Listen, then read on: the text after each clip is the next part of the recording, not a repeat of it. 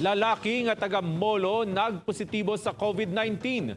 Nakadto pa ini sa isa ka haya sa Banwa sang Tigbawan, Iloilo matapos kimpay dalom sa swab test kag wala pa sang resulta. Schedule sang lubong sa namatyan ginpaiway anay. Si John Sala nakatutok.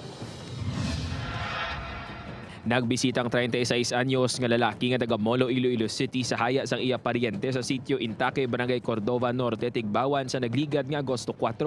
Inibisan pa nga wala makagwa nga resulta sang ginpatigayon nga RT-PCR test sa iya. Nagatrabaho sa Iloilo Fishport Complex ang lalaki kag Agosto 3 ang ginpaidalom sa COVID test kag nagwa ang resulta nga nagpositibo ini sa COVID-19.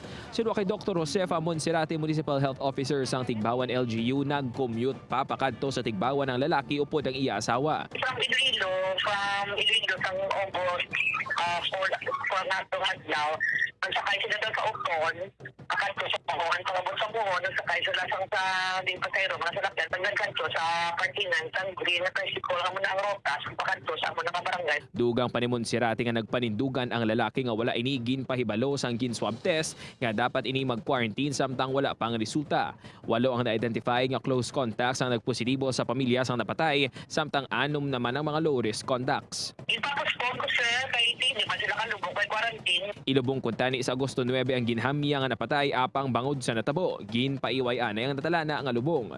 Upod kay Cirilo Rinduque. John Sala, 1 Western Visayas.